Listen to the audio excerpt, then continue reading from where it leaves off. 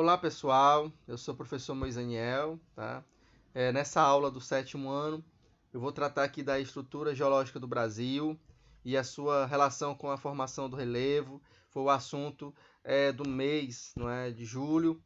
Então, vamos colocar adiante aqui a nossa discussão. Mas, primeiramente, é necessário entender alguns conceitos, como é o caso da definição de geologia. O que seria geologia de fato?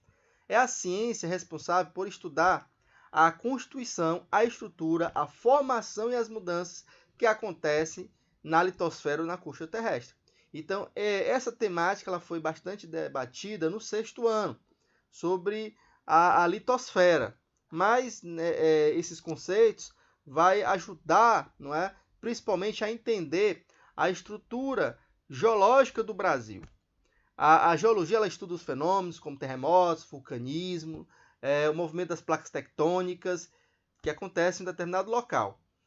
A geologia, essa palavra que significa o estudo da Terra, ela trata a partir de um profissional conhecido como geólogo, né, que estuda a ciência geologia. A estrutura do relevo, por exemplo, brasileiro, que foi analisada por diversos geólogos. Brasil e as placas tectônicas.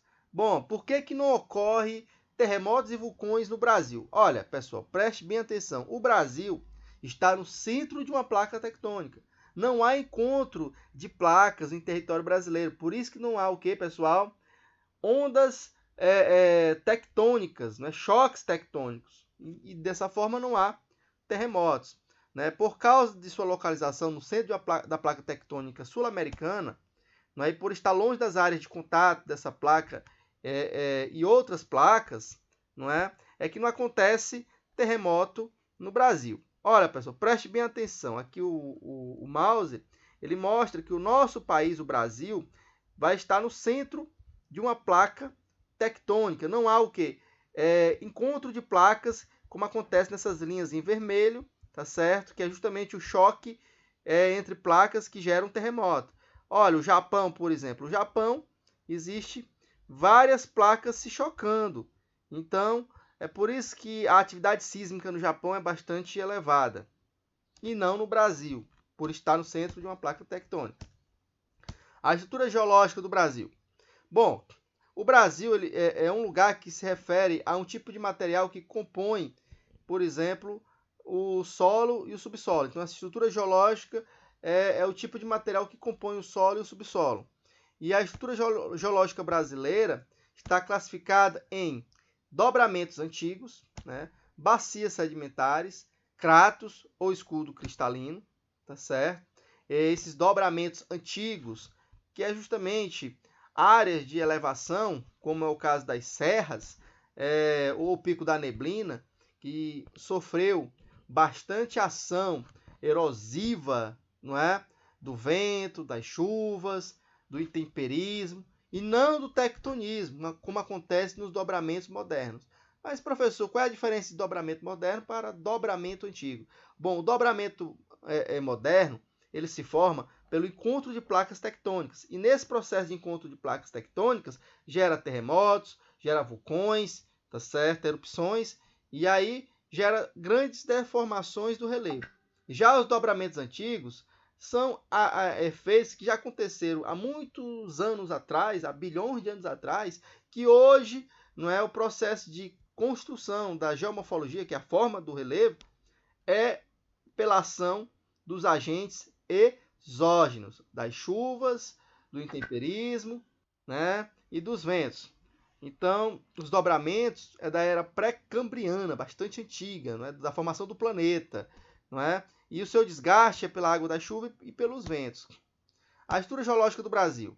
Primeiro, bacias sedimentares, que são resultantes do acúmulo em áreas mais baixas de sedimentos e detritos, oriundos do desgaste sofrido pelas rochas de terrenos mais altos ao longo do tempo geológico. Pessoal, o rio Parnaíba, que existe na margem dessas duas cidades que eu conheço bem, Teresina e Parnarama, tá certo?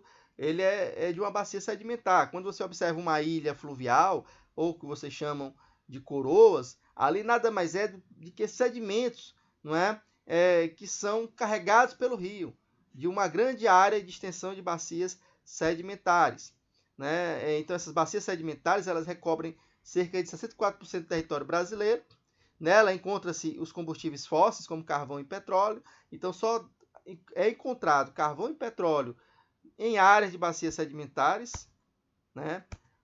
As bacias sedimentares, por exemplo, são formadas nas seguintes eras: paleozoica, mesozoica e raramente cenozoica. Então, quando perguntarem para vocês as eras de formação das bacias sedimentares, são essas três. Mas entre o Maranhão e o Piauí, principalmente na bacia sedimentar do Parnaíba, a era de formação é a paleozoica e mesozoica. São eras que datam de 500 milhões de anos atrás.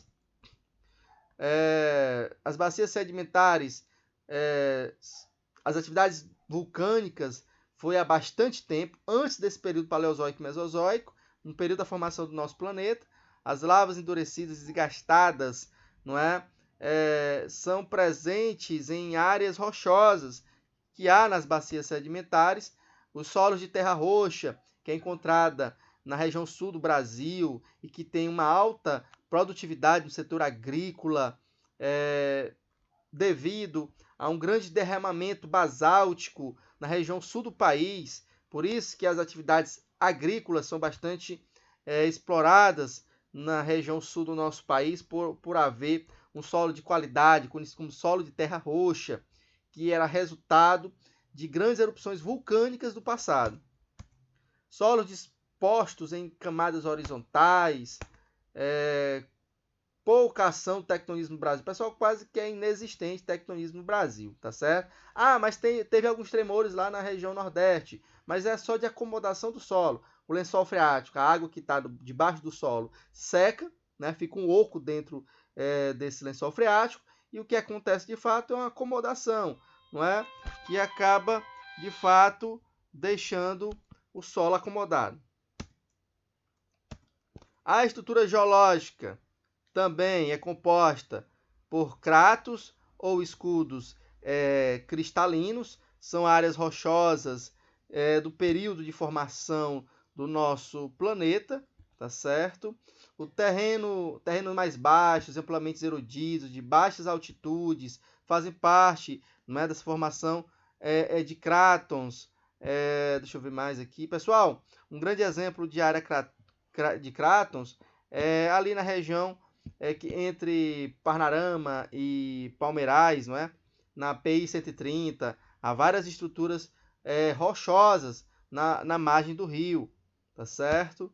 Ali é justamente uma floração, não é, da estrutura geológica.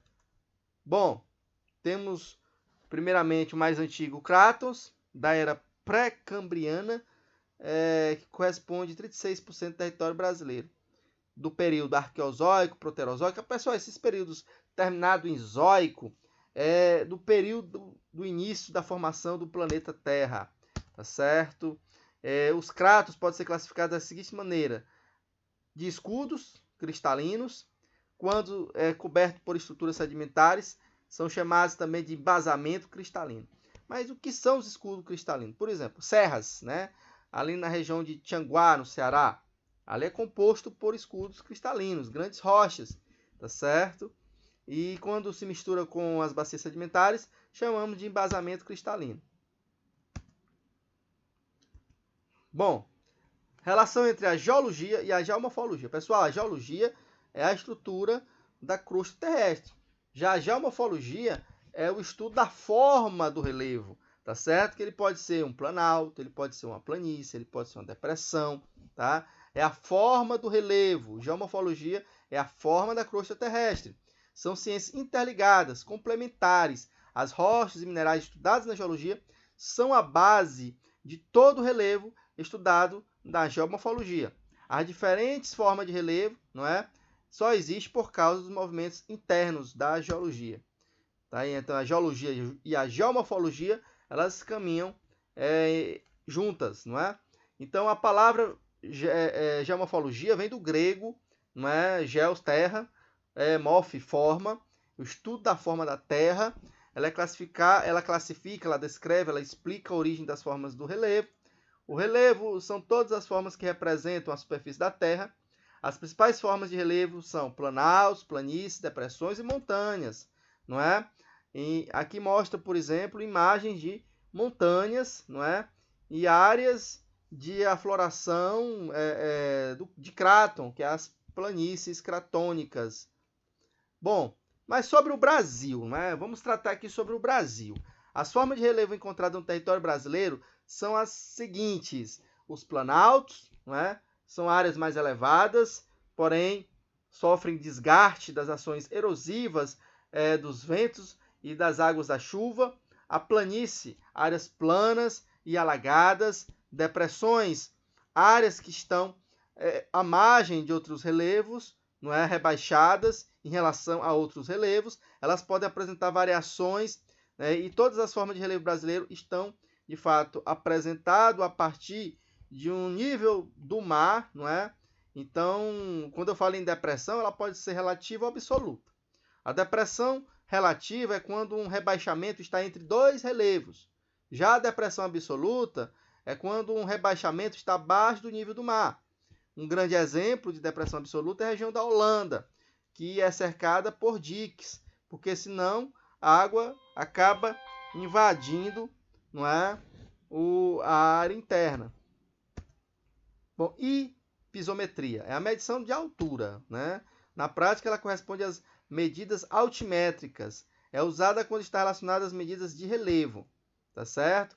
As principais formas de relevo do Brasil: temos o planalto, áreas mais elevadas, as escarpas, mares de morro, é quando o planalto ele sofre variações nesse relevo, tá? E a planície, que é justamente áreas aplainadas, de acordo com essa imagem. A classificação do relevo no Brasil, né? Vamos aqui analisar.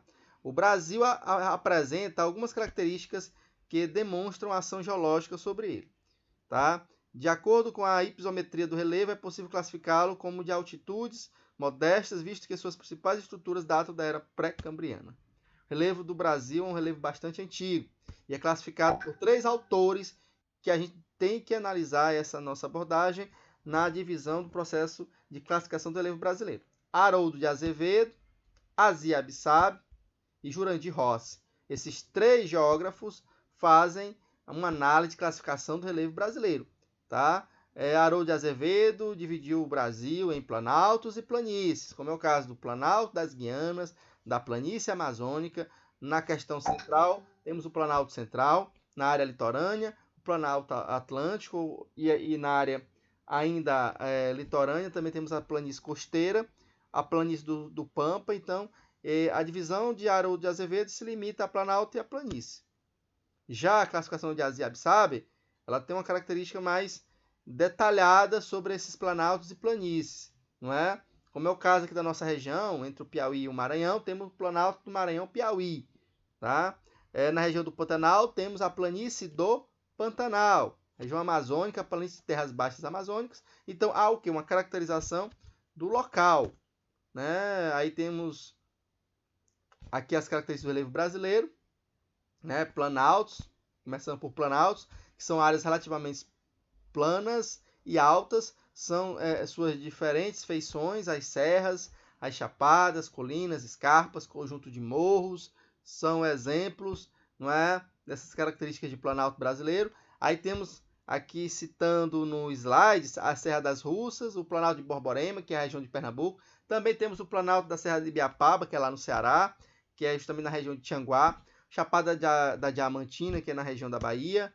Tá? Aqui mostra uma imagem da Chapada da Diamantina, que é uma serra de escarpas, tá certo? Áreas elevadas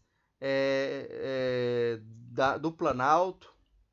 Características do relevo brasileiro. Temos também as planícies, áreas planas e baixas, onde ocorre a deposição de sedimentos e, posteriormente, a compactação do solo. São amplamente utilizadas pela facilidade de ocupação humana. Aqui mostra exemplo da planície fluvio-marinha de Recife. As áreas ali costeiras do Nordeste são formadas por planície. No Piauí temos a planície, por exemplo, da região de Luiz Correia, não é? Região de praia ali do Piauí. No Maranhão temos os lençóis maranhenses, que também é uma área de planície. Tem a planície do Pantanal, áreas alagadas, né, planície e a planície amazônica. Aqui mostra um exemplo da planície do Pantanal. É uma área plana, porém a água dos rios, dos riachos, ela não escorre com grande velocidade e acaba provocando esse grande alagamento aí durante boa parte do ano. Aí temos também as depressões, são áreas mais baixas que as demais formas de relevo circundante. No Brasil, a maioria das depressões possuem altitudes positivas acima do nível do mar, né? Por isso que elas são depressões relativas e não absolutas. Temos aqui o exemplo da depressão sertaneja do Nordeste e a depressão do Tocantins. Aí mostra um exemplo da depressão sertaneja, ao lado do relevo há planaltos, serras, e aí uma área mais plana, não é? Em relação às áreas do entorno. Então é isso, pessoal.